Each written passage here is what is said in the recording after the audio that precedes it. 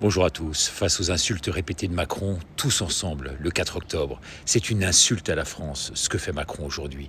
Et il est temps que cela cesse. La France, en cœur, dit stop donc à Macron aujourd'hui. Il y a un énorme risque qu'il se maintienne au pouvoir, soit en France en évoquant la guerre, soit en prenant la présidence de l'Europe.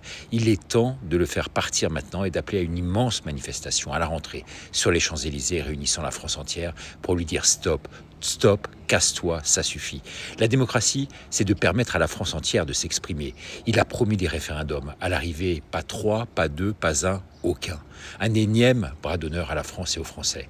À lire les commentaires sur l'ensemble des réseaux, y compris ceux des mainstream qui y prennent part maintenant, 95% de la population s'oppose à Macron. Pas de façon courtoise, désormais ultra violemment. Lisez tout simplement et vous verrez. Sinon, allez chez Afflelou. Ce qu'a osé Macron aujourd'hui, pour le 14 juillet, ressemble bien à Ceausescu avant la Révolution. À l'époque, on appelait Ceausescu le génie des Carpates. Tiens, comme chez nous, le Mozart des finances. Deux sombres dictateurs pour deux destins parallèles.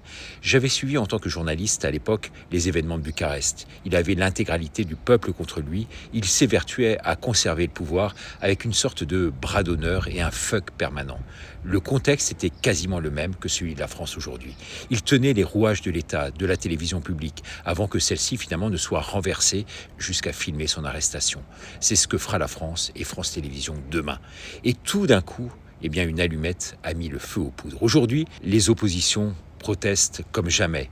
Les colères s'accumulent. Les fractures deviennent géantes entre le peuple et le pouvoir central. Mais la machine présidentielle, elle, continue sa route inlassablement, comme si de rien n'était. Le problème n'est même plus de savoir si l'on est de droite, de gauche ou d'ailleurs, car il ne mise que là-dessus la division entre les obédiences politiques, entre les religions, entre les communautés elles-mêmes. Mac, c'est Machiavel, diviser pour mieux régner. Circuler, il n'y a rien à voir. C'est devenu la signature de la Macronie. Il détruit la France seconde après seconde. Pour lui, toute critique, elle est considérée comme terroriste. Alors oui, aujourd'hui, j'en lance cette idée moi-même, car au-delà des mots, maintenant, ça suffit, il faut des actes. Il faut qu'il y en ait un qui prenne tous les risques et ses responsabilités, qui porte ses couilles, comme aurait dit trivialement ma grand-mère à l'époque, et se lance dans la fosse au lion.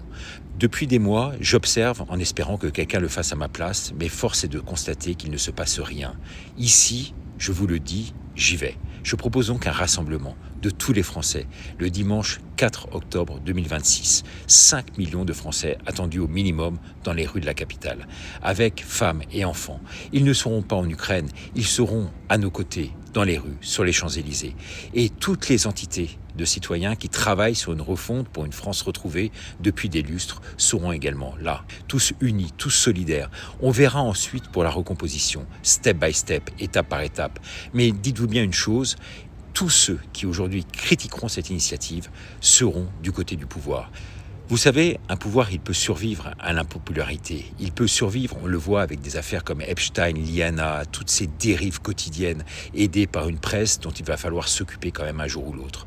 Ce pouvoir aura survécu à tous les scandales, mais cette Macronie ne survivra pas au mépris généralisé qu'il inspire. Le 4 octobre, il n'y aura ni parti, ni syndicat, ni récupération d'aucune sorte. Il n'y aura pas de tribune. Je serai moi-même noyé incognito au milieu de la foule. Sur place, il y aura la France, les amoureux de la France, notre coupe du monde à nous, pas sportive, mais véritablement politique. J'en ai déjà des frissons. Êtes-vous d'accord ? Un simple partage suffit. L'abonnement à ma chaîne aussi. Pour avoir les modalités techniques et pratiques, cela demandera une énorme organisation. Alors oui, celle qu'on pourrait appeler aujourd'hui la contre-révolution est désormais en marche. Rien, mais rien ne l'arrêtera.